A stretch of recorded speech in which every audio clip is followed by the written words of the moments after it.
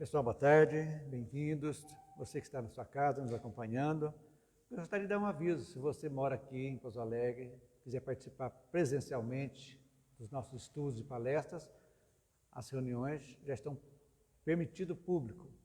Nosso centro tem uma capacidade agora para receber até 30 pessoas, de acordo com as normas da vigilância. É um prazer para nós, se você sentir vontade de presencialmente vir assistir as nossas palestras e os nossos estudos. Então hoje nós vamos dar início ao capítulo 7 do livro O Céu e o Inferno. Do que trata o capítulo 7? Vai tratar das penas futuras segundo o Espiritismo. Segundo o Espiritismo. Nós vimos a doutrina das penas eternas, que terminou no capítulo 6, foi o que criada pela Igreja. E depois, muito tempo, até o advento do Espiritismo, que mostrou realmente que não é cabível para um Deus bom e justo condenar eternamente seus filhos ao sofrimento. Então agora nós vamos ver a visão espírita sobre essas penas. Então vai dar, agora é aquela visão que vem da lógica, né? Que eu falo sempre, razão, bom senso. E no capítulo 7 nós vamos ver a carne é fraca, é o primeiro tópico. O segundo, princípios da doutrina espírita sobre as penas futuras. Esses dois tópicos nós vamos ver hoje. E depois nós vamos estudar detalhadamente, talvez umas 3 semanas, sobre o Código Penal da Vida Futura. Excelente, vale a pena a gente acompanhar. Muito, muito bom mesmo. Então, nós vamos começar então com o item 1, que nós vamos falar hoje, a carne é fraca. Você que está em casa, pegue seu livro, vamos acompanhar também. Dúvidas, pode mandar aqui no nosso chat, nossa live, tem alguém aqui pronto para anotar a sua dúvida e a gente, no correr do estudo, a gente vai resolvendo, vai tentar resolver e elucidar para vocês, ok? Então, carne é fraca. Por que a gente sempre fala isso? Porque a gente acha que as tendências nossas, viciosas, as negatividades nossas, são produtos do nosso corpo, que respondem a certos estímulos. Será verdade isso? O que diz aqui? Vamos ler só a primeira parte aqui, a primeira frase do livro. Há tendências viciosas que são evidentemente inerentes ao espírito, porque dizem respeito mais ao moral do que ao físico. Aí tem aquelas dúvidas, né? Então nós podemos entender então que certos vícios são provenientes do espírito. Por quê? Porque ele domina a matéria. Tudo é o espírito. Porque são mais ligados às questões morais. Por quê? Porque nós fomos criados simples e ignorantes. Correto? Simples e ignorantes. E fomos, através de vidas sucessivas, existências sucessivas, fomos fazendo escolhas e essas escolhas vão tendo consequências e às vezes essas consequências, devido às escolhas não muito boas, pela nossa imperfeição, nós vamos carreando defeitos ainda colocados dentro de nós, que são, devagarzinho, nossa caminhada evolutiva, sempre nós vamos ter que dominar algo que veio agregado ao nosso passado de mais imperfeito do que somos hoje, para a gente entender. Seguindo, outras parecem antes consequentes do organismo, e por esse motivo delas alguém se crê menos responsável pelos atos, tais como a explosão de cólera, a voluptuosidade, a sensualidade. Acham que isso aí são sensações que não tem nada a ver com o espírito. Será? A gente tem que começar a entender que isso aí, que não existe efeito sem causa. Se algo estoura, por exemplo, aqui fala da cólera, nós vamos ver lá na frente. Então você fica irritado, seu corpo vai responder aquele, vai o coração acelerar, vai suar frio, vai o sangue, a pressão vai subir, como se fosse uma resposta física àquela coisa lá. Mas na realidade, nós vamos entender que nada mais é que a causa disso aí, dessas imperfeições nossas, está aonde? Na nossa imperfeição de espírito que somos, que precisamos trabalhar. Então, as causas, sim, começam no espírito. Então, hoje, por exemplo, vocês vão ver aí no segundo parágrafo, que filósofos espiritualistas reconhecem que é o espírito o responsável pelo desenvolvimento dos órgãos cerebrais que comandam as diversas aptidões. Por exemplo, nosso cérebro tem lá que comanda as mãos, tem uma parte do cérebro que comanda o paladar, que comanda a visão, que comanda os impulsos sexuais, tudo está dentro. Nós temos a parte física no cérebro, mas o cérebro é apenas como dizer, uma caixa reservatória. A água vem, seria o espírito, vem para uma caixa reservatória que é o cérebro, e ali é distribuída pelo nosso corpo, para a gente entender a grosso modo isso aí. Então o cérebro, realmente, ele é ligado ao espírito, é ali que recebe os nossos desejos, a nossa, como podemos dizer, entendendo a lei de Deus. Quando Kardec pergunta onde está a lei de Deus, diz que na consciência. Consciência aonde? É o nosso espírito. A nossa consciência é indeletável, ou seja, está dentro de nós. Tudo que nós sabemos é armazenado no espírito, que reflete no corpo através do cérebro nosso, que comanda a parte física. Mas quem comanda, sim, é o espírito. Está dando para entender, gente? Então, seguindo, por exemplo, ele vai falar aqui, ó. Este desenvolvimento é um efeito e não uma causa. Efeito.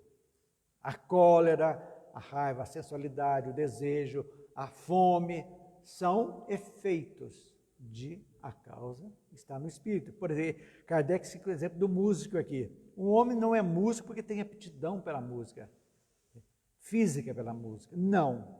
Ele tem aptidão pela música porque seu espírito, sim, é musical. Ele já vem. Por isso que a gente vê crianças, né? Quanto vê na internet, crianças com 5, 6 anos, tocando Beethoven, Chopin, que nunca aprenderam.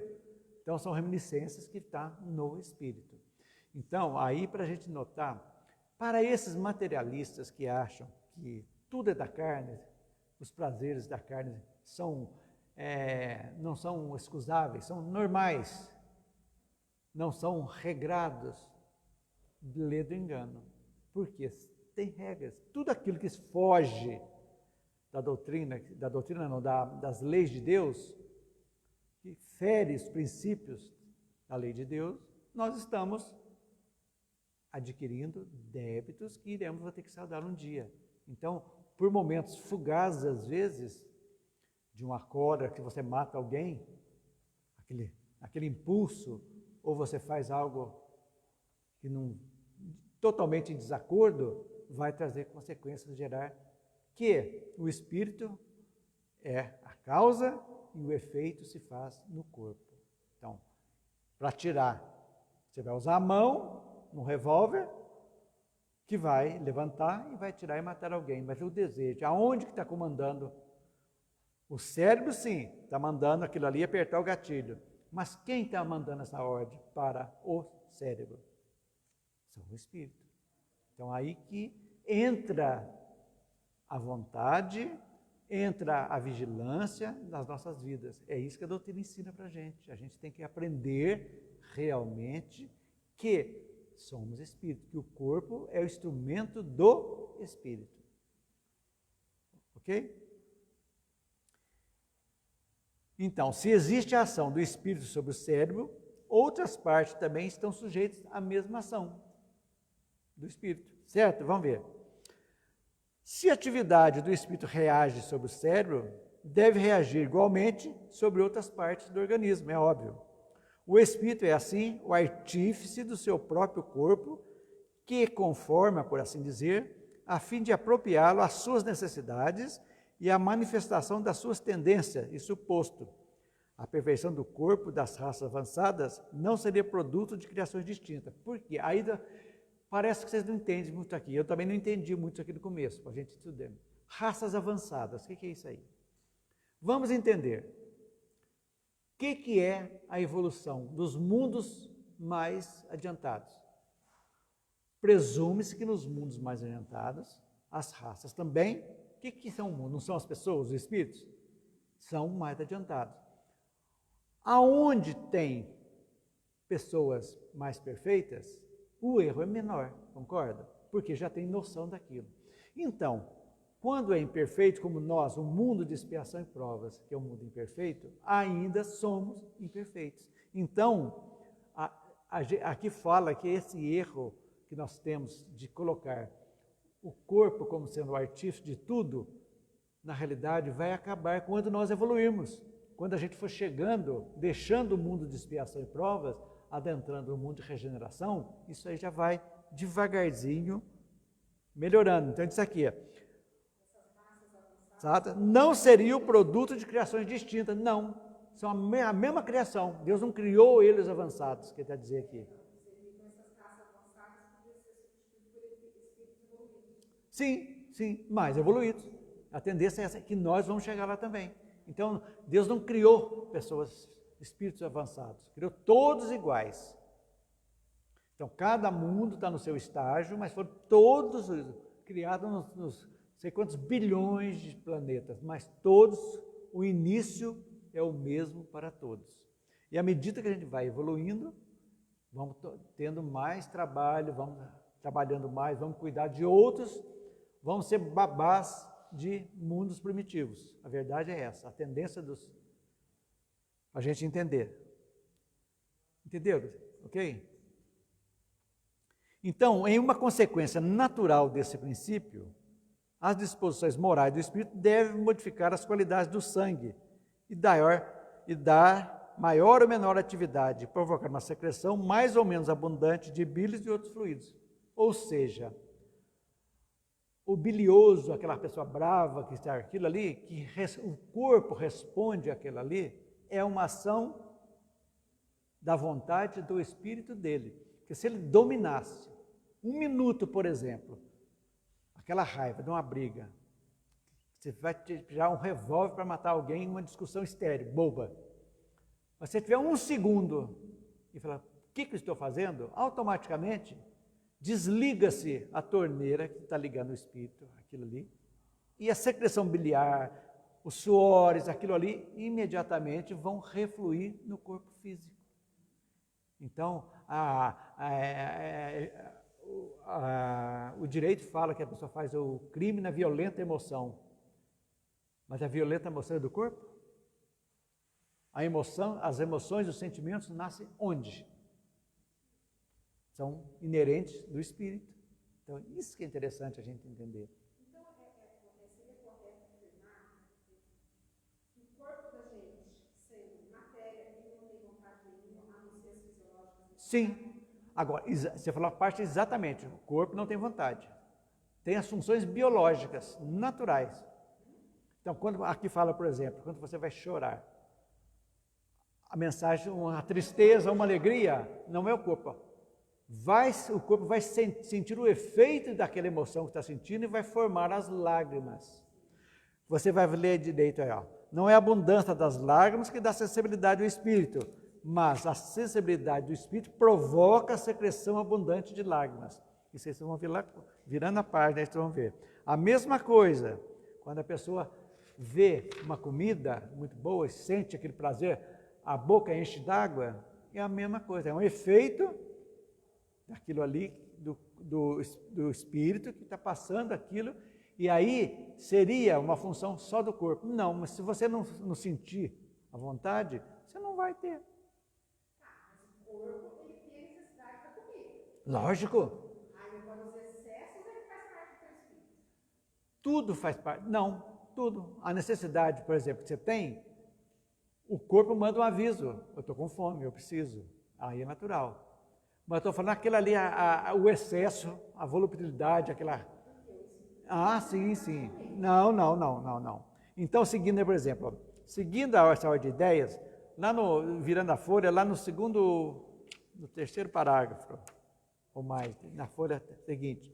Seguindo essa ordem de ideias, compreende que o espírito irascível, ou seja, colérico, deve possuir um temperamento bilioso, ou seja, colérico também. Onde se segue que um homem que não é colérico porque é bilioso, mas é bilioso porque é colérico. Por que isso, gente? Parece que está errado, né? O que é a cólera? Não é uma emoção? Uma sensação? Então, que responde à atitude, está respondendo aquilo ali, o efeito daquela lá, então ele não é colérico porque ele é bilioso, ele tem um problema. Não, é exatamente o contrário, mas é bilioso porque é colérico. Que o bilioso é a parte do corpo. E a cólera, o sentimento da cólera é do espírito. Então, que reflete no corpo. Então, são reflexos do corpo. Então, aí que a gente tem que entender certo. Então, nós podemos entender, agora, podemos deduzir, então, o que é? Que o corpo, veja bem, isso é muito interessante, é um espelho do espírito, ok? Moldado de forma a atender às suas necessidades e tendências, e com a sua evolução, aí vai chegar nas raças avançadas, com a sua evolução, o espírito aperfeiçoa seu invólucro material. Como consequência natural desse princípio, nosso corpo vai sendo aprimorando também, vemos que o espírito pode alterar o comportamento do corpo. Isso aqui, a título de curiosidade, a ciência está comprovando. Hoje, pelo pensamento, as pessoas que têm uma doença, um câncer, por exemplo, porque muitas pessoas se curam, uma doença difícil.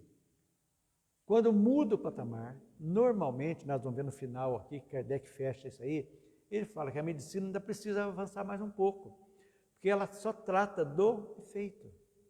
Então, a pessoa colérica, que já tem aquela índole má, índole dura, índole irascível, aquela pessoa que não tem nem estupim, já queima à toa, o que vai refletir no corpo? O que a ciência comprova que ela já faz no corpo? Vai ter pressão alta, vai ter aterosclerose, e tem uma série de fatores que vão ocorrer, um infarto, um AVC. Então, o remédio só para a pressão, só para prevenir o colesterol, alguma coisa assim, ajuda, mas está combatendo o efeito e não a causa. A causa está no temperamento. E aonde está o temperamento? É a bagagem espiritual de cada um de nós. Então, daí a necessidade que nós temos, muito, que eu acho muito bacana na doutrina, é a capacidade que ela tem de nos mostrar que realmente nós somos os artífices da nossa vida. Que nós criamos, literalmente, o céu e o inferno na nossa vida. E quando criamos o inferno, entre aspas, nós estamos dando vazão a emoções negativas que irão refletir no corpo. Então, uma pessoa que odeia profundamente, que guarda rancor, seu corpo vai sendo minado por isso. Por quê? Porque nós vamos criando invólucros mentais que vão, de alguma forma, nós já estudamos isso quando vimos, quem fez o curso estudo da Gênese, as formas de pensamento, o retrato do pensamento, fotografia do pensamento, que nós criamos isso, e vamos criando, e vamos empesteando a nossa aura, nosso invólucro, e em algum momento, isso aí vai brotar, como se fosse por encanto, mas não é, no corpo físico. Então, o físico começa a ser realmente o espelho do espírito. Então, a cura real de todas as nossas dores começa na cura do espírito. Porque quando você cura o espírito, você vai entender a dor. Se aquela doença for kármica, por exemplo, que você tem que passar por aquilo, você vai olhar com um novo olhar sobre aquilo, vai viver o melhor possível convivendo. Agora, se tiver que desencarnar com aquela doença, vamos desencarnar. Mas aquele olhar espiritual nosso vai estar melhor capacitado para entender aquela situação e caminhar evoluindo. Do passado. Não tenha dúvida. Sim, de alguma forma falhamos em algum momento. Muitas diz Kardec fala, os espíritos falam que das nossas aflições, 10% são do passado e 90% são desta encarnação, que nós fazemos e já o troco já começa a aparecer. Em todas as situações, não só em doenças, mas em situações.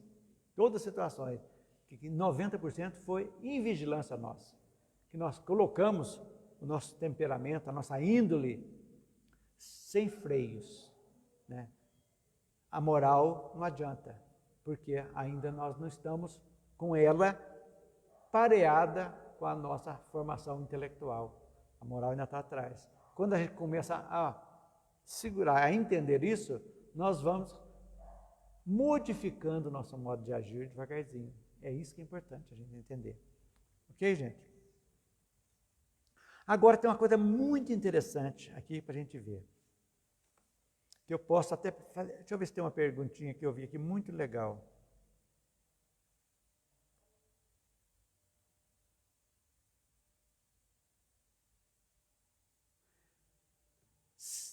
Agora tem uma pergunta que Kardec fala aqui. Mas o corpo, então, não pode influenciar o espírito? De alguma forma? Ele explica aqui que tem uma exceção? Tem. Qual seria essa exceção? Podemos admitir, em parte, que a natureza do espírito determina nosso temperamento.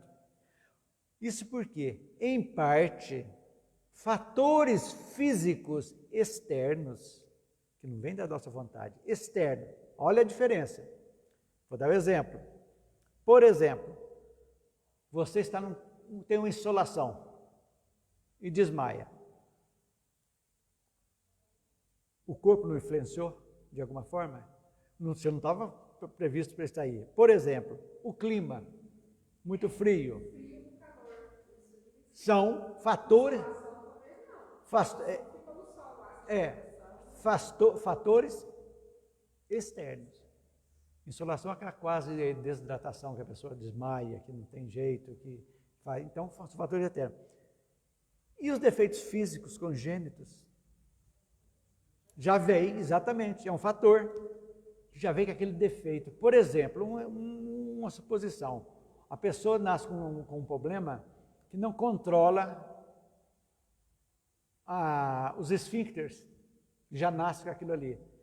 Então, o intestino totalmente solto, como o xixi totalmente solto. É um fator externo, que não é o espírito que está controlando. Aí, no caso, não é, da presente encarnação, um efeito. Não é um efeito. Aquilo ali é algo que não tem como controlar. Então, nesse caso tem temperatura, clima, defeitos físicos, doenças passageiras. Você pega um resfriadinho, virose, que você é professora, né? Uma criança passa a pega lá, vômito, diarreia, febre, são fatores, então, que não têm a ação direta do espírito sobre o corpo. Só nesses casos. Que aí não existe a vontade. Às vezes pode ter tido desleixo. Desleixo, né? Você tem tudo para... No caso do Felipe, aquele menino, por exemplo, Kármico. Não tem como escapar. Isso aí estava no planejamento reencarnatório dele. Essas coisas que acontecem no decorrer da encarnação já estavam previstas. Porque não tem, no caso específico dele, não tem outra explicação que não seja algo kármico de outras vidas. Não. Foi, mas não, é kármico. Ninguém. Olha, gente, se fosse o médico isso, Deus estaria injusto, porque estava prejudicando o rapaz por causa de uma outra pessoa. Não. E não tem privilégio, ele não está privilegiando ninguém, ele não está protegendo o médico, que dito que fez, não atendeu bem o menino, deixando por esse.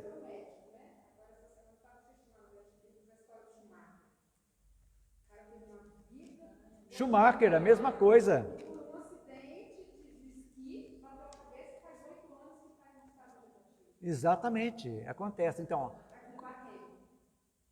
kármico, coisas kármicas, não tem como, né? Porque se não fosse para isso, é um acidente. Quantos acidentes nós temos? Quebra um braço, bate a cabeça, não acontece nada, né? Então, aí que é interessante a gente saber isso aí. Então, gente, dizemos em parte que é a casa em que o físico, evidentemente, influi sobre o moral. É isso aí que eu disse para vocês, no último aí. É quando o estado mórbido ou anormal é determinado por uma causa externa, acidental, independente do espírito, como a temperatura, o clima, os vícios hereditários de constituição, ou seja, congênitos, um mal-estar passageiro. Eu estou lá no... abaixo do... Pode-se, o pode-se aí, tá? Então, aí termina, o moral do espírito pode, então, ser afetado em suas manifestações pelo estado patológico, sem que a sua natureza intrínseca seja modificada. Quer dizer, o espírito não teve participação nisso aí, direto. Foi um reflexo. Podemos dizer que até é uma defesa do próprio corpo, às vezes, né? Que já tem mecanismos de defesa naturais do nosso corpo. Por exemplo, quando você come demais algo, vai ter que vir para fora. Por quê? Porque encheu, não tem jeito, vai ter que vomitar. Então, são coisas naturais do nosso corpo, que já faz parte da própria mecanismo do corpo humano, né? Agora, gente, esse último é muito interessante, a responsabilidade. A responsabilidade moral dos atos da vida, pois permanece inteira. Mas a razão diz que as consequências dessa responsabilidade devem estar em relação com o desenvolvimento intelectual do espírito. Quanto mais esse seja esclarecido, menos excusável, porque com a inteligência e o senso moral nascem as noções do bem e do mal, do justo e do injusto. Aí nós temos aquela palavra gostosinha, aquela palavra, a quem muito foi dado, muito será cobrado, muito será pedido. Então, quanto mais você tem, sabe, conhece, aumenta a responsabilidade. Você não pode ser isso aí. Então, na vida, quanto mais nós aprendemos, mais responsáveis nós somos pelos nossos atos. Porque só assim evoluímos, senão não tem como evoluir. Não é verdade? Então, gente, aí a lei, essa lei, o último parágrafo agora, gente, explica o insucesso da medicina em certos casos. Desde que o temperamento é um efeito e não uma causa, os esforços na tentativa de modificá-lo necessariamente são paralisados pelas disposições morais do espírito, que opõem uma resistência inconsciente e neutraliza a ação terapêutica. Então, se você falar, muito simples, você vai no médico, ele te dá um remédio, você fala, esse remédio não vai adiantar nada para mim, você corta o efeito. Porque teu espírito age sobre aquilo e consegue cortar o efeito. E ao mesmo tempo, se você tomar um placebo, que você não sabe que é um placebo, e o médico fala para você, isso aqui é fantástico, é uma coisa maravilhosa, a última coisa, é um pãozinho enrolado. Toma que você vai melhorar. Você toma e melhora. Então, isso aí. Então, o que Kardec fala que eu achei interessante. Se for possível, dai, se for possível, coragem ao covarde e vereis cessar os efeitos psicológicos do medo. Então, é isso que a gente entende. Então, para a gente encerrar essa parte, usar a fraqueza da carne como desculpa para se livrar das responsabilidades é um equívoco. A carne só é fraca porque o espírito é fraco. O espírito, que é o ser pensante e de vontade própria. Quanto mais esclarecido o espírito, maior a sua responsabilidade. Então, nós sabemos que é uma balela essa história. Ah, Responsabilidade nossa. tudo. Mas enquanto o homem não entender a nossa responsabilidade, nós nos entendermos a nossa responsabilidade como espíritos e como encarnados, vai atrasar a nossa evolução. Cada vez vai atrasar. E quando atrasa, se nós não acertarmos aqui, vamos ter que voltar outras vezes. E se demorar muito para voltar, talvez não seja nem na Terra mais. Porque ó, a fila está andando. Aí, exatamente, mas esse Espírito de verdade, amai-vos, instruí-vos, é instruí-vos na moral, na lei de Deus. Que eu processo. Oi? Isso, que hoje eu possa ser melhor que ontem, que amanhã eu possa ser melhor que hoje. O que é o melhor? Não é ser bonzinho, não. É eliminar devagarzinho, porque a bondade vai ser uma decorrência. Quando você fala, por exemplo, que se você vai ajudar alguém, independente dessa pessoa ser grata ou não, você está evoluindo. Mas quando você cobra gratidão, você não está pronto ainda. Ah, eu ajudei aquela pessoa lá, nem olha a minha cara mais, é um mal agradecido. Não é isso. O importante não é ele, o problema é dele. Nós precisamos ser gratos. A lei manda, sejamos gratos. Mas não podemos cobrar gratidão de ninguém. E nunca podemos deixar de ajudar alguém porque foi ingrato. Aquela pessoa foi ingrata, não vou ajudar mais ninguém então. Não podemos pensar nisso. É aí que a gente vai, devagarzinho, controlando. O corpo tem que ser exatamente um instrumento do espírito. Quantas mortes prematuras tem exatamente por fazer do corpo um objeto, simplesmente um objeto de prazer. E aí as coisas complicam. Que vamos ter que cuidar lá na frente. Não adianta, não escapa, ninguém escapa de nada, não é verdade? Então, as aptidões, só para a gente resumir agora isso aí, as aptidões são algo do espírito, os dons que você tem. Tem gente que tem um dom danado para pintura. Eu, se fosse desenhar, eu ia morrer de fome, porque eu não saía nem colocando a garrafa para escrever, para desenhar um círculo, eu não consigo. Eu não consigo. E tem gente que pega aqui, ó, e faz fantástico. Ou tem uma voz que, de repente, fantástica. Outros já tem para música. Outros tem para moldar um marceneiro, para a gente criar móveis maravilhosos. Então, tudo isso são aptidões que são desenvolvimento espiritual. Nós vamos nos desenvolvendo devagarzinho, de encarnação para encarnação, e vamos aprimorando as nossas aptidões. E, ao mesmo tempo, a pergunta, todo mundo tem aptidão? Sim, todos nós temos. Nem que seja pequena para alguma coisa, nós temos aptidões que precisam ser desenvolvidas. E para ser desenvolvida, não é só a parte intelectual, também a parte moral. Isso é muito importante a gente entender. Então, o espírito, podemos dizer então que o espírito atua sobre os órgãos corporais, correto? Sim, o espírito pode moldar o nosso corpo. Moldar, vocês vão falar assim, mas como moldar-se? Exatamente. Quanto mais evoluído nós vamos ficando, menos necessidade de coisas materiais, naturalmente, nós não vamos precisar de muita coisa a mais. E à medida, por exemplo, a alimentação da Terra hoje é uma alimentação pesada. Por quê? Nós precisamos da proteína, porque nosso corpo é denso, pesado. Então, à medida que nós vamos evoluindo, também essas necessidades vão sendo diminuídas também. Então, o corpo está moldando Hoje, por exemplo, nós vamos estar aqui, aprendendo, vivenciando o que a doutrina nos diz. Vamos desencarnar, vamos nos preparar. Não sabemos quanto tempo vamos ficar na reticidade. Nosso corpo vai ser preparado com a nossa capacidade já, que nós moldamos aqui. Você já tem condições de vir. Você, por exemplo, você não vai sentir necessidade, teu corpo não vai sentir necessidade de determinado alimento, que não vai te fazer falta. Entendeu? O teu organismo não vai clamar por vitamina B12 da carne, porque ele vai ter automaticamente, se eu não comendo carne, um exemplo. Quem precisa da proteína precisa da B12. E precisa comer, se não comer carne, tem que tomar suplemento. O teu corpo já vai ter defesas próprias, Então o espírito está moldando, sendo moldado devagarzinho. É assim que nós vamos nos mundos mais adiantados.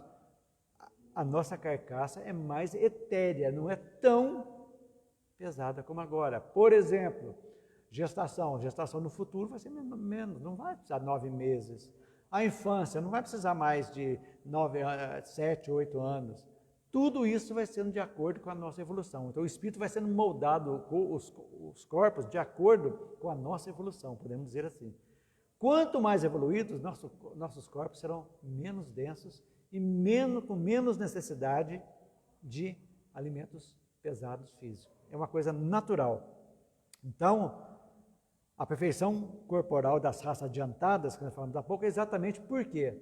Se elas são adiantadas, que elas já evoluíram e não necessitam mais do que nós necessitamos ainda, que somos raças mais atrasadas, que habitantes do mundo de expiação e provas. Então, à medida que nós vamos evoluindo espiritualmente, nosso espírito vai moldando o nosso corpo de acordo com as necessidades nossas, devagarzinho. Sempre o espírito comandando, né?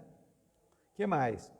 Então, as exceções que falamos há pouco, que pode acontecer, são acontecimentos externos, né, guiados por temperatura, por fatores congênitos, situações que o corpo, pelas suas defesas próprias, o espírito não, ou como eu posso dizer para o pessoal que está em casa, que não é o espírito que exerceu a vontade para acontecer aquilo. Foi um fator externo. Aconteceu, então aí o corpo refletiu no espírito aquilo ali naquele momento. Uma pessoa desmaia por um fator externo. Exatamente.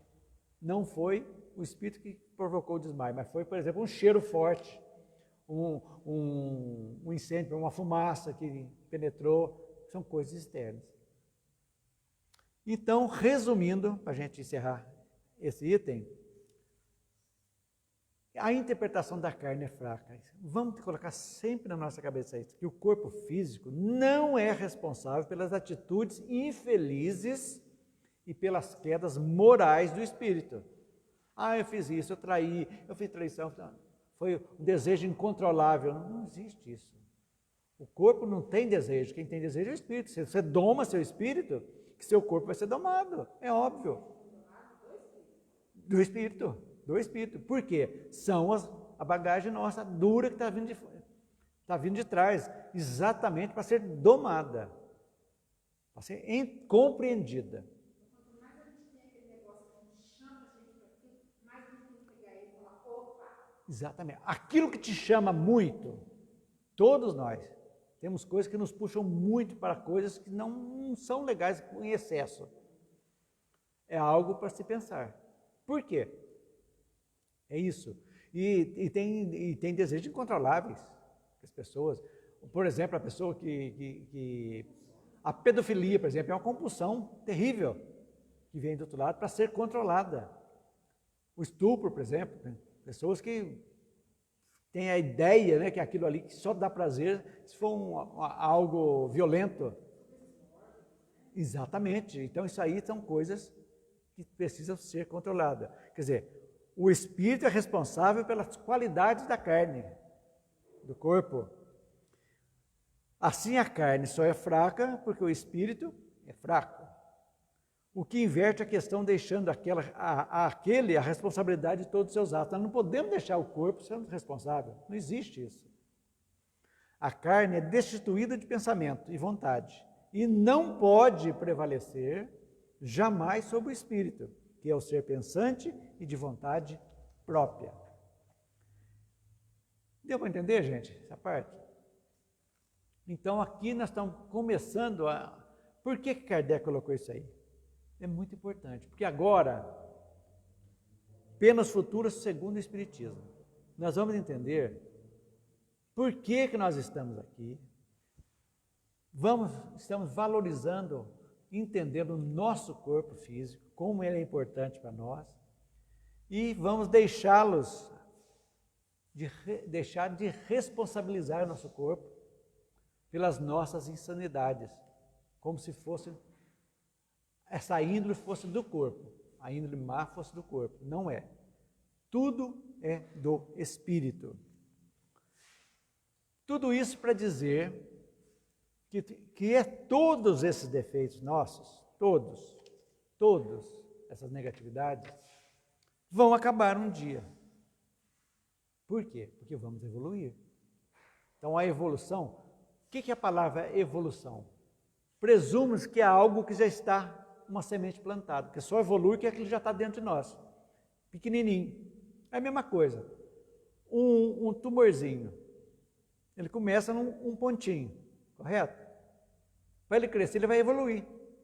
Então ele está evoluindo, está crescendo, mas ele já estava lá, a sementinha estava lá, e começou a evoluir. Então a evolução é devagar.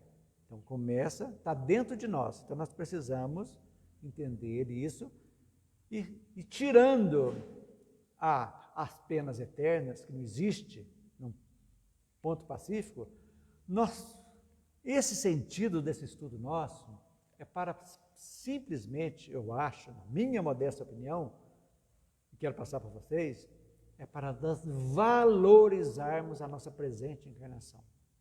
Essa encarnação nossa é muito importante.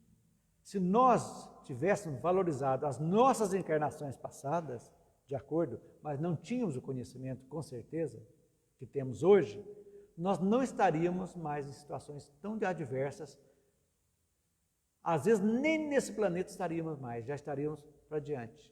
Mas faz parte.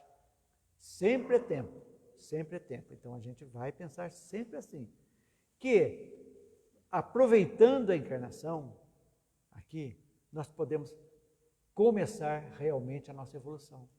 E a evolução nada mais, nada menos, é de colocar novos parâmetros em nossas vidas. Novos parâmetros, novas escolhas. Não ficar batendo nas escolhas antigas, horríveis que fizemos. Já foi. Nós vamos, como adentrarmos na semana que vem no Código Penal da Vida Futura, nós vamos estudar tudo isso. O sentimento de culpa não leva a nada, precisa ser trabalhado também, a gente vai aprender. Tudo isso para a gente realmente entender o porquê estamos aqui. Então, feito isso, os princípios da pena futura. Vocês no livro aí, em sequência. A doutrina espírita, no que concerne às penas futuras, não está mais fundada sobre uma teoria pré-concebida do que em suas outras partes. Não é um sistema substituindo outro sistema. Não. Nós não estamos substituindo as penas, acabando com as penas eternas, simplesmente substituindo. Não. Veja bem, em todas as coisas se apoia sobre observações. Isso aqui, gente, é muito interessante. Quem trouxe para nós, Kardec fala, é isso que lhe dá autoridade. Ninguém, pois, imaginou que as almas, depois da morte, deveriam se encontrar em tal ou em tal situação. Ninguém imaginava, e elas vieram falar. São os próprios seres que deixaram a Terra, que vêm hoje nos iniciar nos mistérios da vida futura. Beleza. Vem mostrar o que está acontecendo lá. Que nós vamos ver na segunda parte aqui, que nós estamos estudando no livro Céu e Inferno, o relato desses espíritos, que vem contar para a gente, e o mais interessante, descrever sua posição, feliz ou infeliz, as suas impressões e a sua transformação com a morte do corpo. Em uma palavra, completar sobre esse ponto o ensinamento do Cristo. E o mais importante, gente, não se trata aqui da relação de um único espírito que fez falar isso. Não foi. Que poderia ser, se fosse um só, o espírito podia falar assim, é a opinião dele só que está falando. Não. Foram de vários espíritos. Então, inumeráveis exemplos que vão chegando. Então, gente, resumindo, o Espiritismo não tem uma teoria pré-concebida sobre as penas futuras. Se baseia nas observações e informações, na interpretação mais ampla dos ensinamentos de Jesus. A doutrina espírita não faz suposições. Lógica, razão, e bom senso. Tudo isso é pautado. Tudo tem uma explicação convincente. É isso que realmente nos dá aquela tranquilidade. Se fosse uma pessoa só. Mas aí que a tranquilidade de entender, de entendimento. Mas, ao mesmo tempo, é motivacional. Porque nos motiva a seguir adiante. Porque a vida terrena é rápida demais. Não, essa inquietação é muito interessante. Eu até acho, nós falamos há uns dias atrás, que quando eu falei sobre a esperança, São Paulo diz que tem duas filhas, né? A indignação e a coragem. Então nós temos que ficar indignados. Eu fiz essa coisa errada, eu me indignei, mas eu tenho que ter coragem para tomar uma atitude e eliminar. E não fazer mais aquilo. E aquilo que foi feito, que precisa ser reparado, vai ter que ser reparado. Nesta e em outras. Por que não agora? É a pergunta que a gente faz. As revelações do Espiritismo não foram feitas só por uma pessoa. Foram feitas por vários espíritos. Estou resumindo o que está escrito aí. Vários espíritos, em diversas condições, recebidas por inúmeros médiuns, não foi só um médium, em todo o planeta. Pipocaram. Todo o planeta. Elas não são privilégios de ninguém. Todos podem prová-la. Todos. Sem se obrigar a acreditar na fé de outrem. Nada. Comprova. E outra coisa muito importante. O Espiritismo expõe, não impõe. Mostra os caminhos. Mostra causa e efeito. Mostra escolha boa ou má.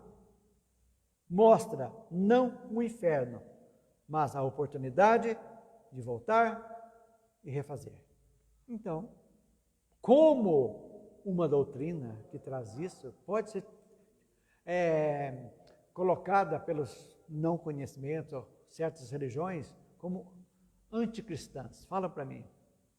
Se na realidade é o ensinamento do Cristo purinho que nós estamos vendo aqui. Não sai nada fora disso. Diretamente direto. Então, e Kardec termina aqui, gente, na última frase, que a revelação não é privilégio de ninguém, e que cada um pode ver e observar, e que ninguém está obrigado a crer sobre a fé de outrem. Por que isso aí? Porque o Espiritismo teve essa intenção quando nasceu, a de tirar o caráter personalista de exclusividade sobre a doutrina. Não. A doutrina está aqui. Foi codificada para todos. Não é exclusiva. Para todo mundo. Já que colocou como autores espíritos e médios. Então não é de um. Não é exclusiva de um médio, de um espírito. Tanto que Kardec é doutrina espírita, não é doutrina kardecista. Ele até tirou o nome de Leão de Bizarre, por quê? Para não ser personalista. Colocou um pseudônimo. Então não é doutrina espírita, trazendo suas opiniões sobre um mesmo tema, afirmando a universalidade do conhecimento. A revelação fez assim parcialmente em diversos lugares, por uma multidão de intermediários, e é dessa maneira que provavelmente vai prosseguir ainda, pois nem tudo ainda foi revelado, porque tem muitas coisas, inclusive no livro dos Espíritos, que ainda precisam de orientações. A obra de Chico Xavier, gente. Quantos espíritos se manifestaram? Quantos? Através da mediunidade dele.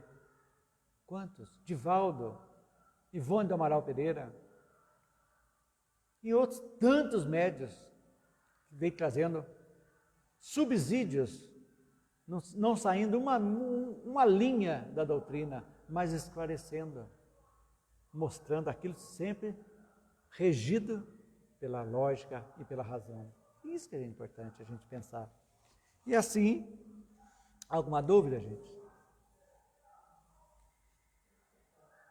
Legal, então, semana que vem, nós vamos começar o Código Penal da Vida Futura. Eu dividi aqui, vão ser 3 semanas. Nós vamos estudar semana que vem, quem quiser ler em casa, os artigos itens 1 a 11, depois do 12 ao 22 e depois do 23 ao 33. Nós vamos começar em 3 semanas. Nós vamos começar, semana que vem já é outubro? É, ou não? É 30, né? 30 de setembro. Então, 30 de setembro, depois da primeira semana de outubro, e depois, na segunda semana, nós terminaremos o Código Penal. Muito bom, vai nos esclarecer muito, muito, muito mesmo o que estamos estudando. Ok, gente? E assim, encerramos hoje o nosso estudo. Espero que vocês tenham aproveitado. Se tiver dúvida, ouçam de novo, assistam de novo o vídeo, vão no livro, procurem ver se eu falei o que está no livro. Se eu não falei o que está no livro, fique com o livro, não fique comigo. É assim que a gente faz. A gente não pode sair 1 minuto, 1 segundo daquilo que Kardec nos deu. Ok, gente? Vamos agora ao passe e a fluidificação da água. Você que está em casa pode colocar a sua jarra com água. Fique num lugar bem acomodado, tranquilo, respirando profundamente, sentindo toda a energia do universo, dos bons espíritos. Mentalize a sua casa, todos os cômodos, como se fosse uma luz fazendo asepsia por todos os cômodos, mandando energia boa, tirando todas as energias deletérias. E nesse instante, feito isso, a luz vai pairar sobre a sua cabeça. E nesse instante, os bons espíritos estão descendo energia pura para refazer você fisicamente, emocionalmente e espiritualmente, preenchendo seu perispírito e todo o seu corpo.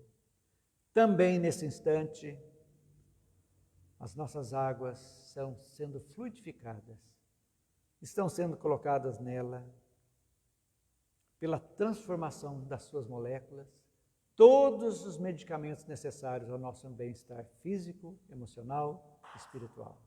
Então, com as bênçãos de Jesus e agradecendo por esses momentos, nós encerramos o estudo desta tarde.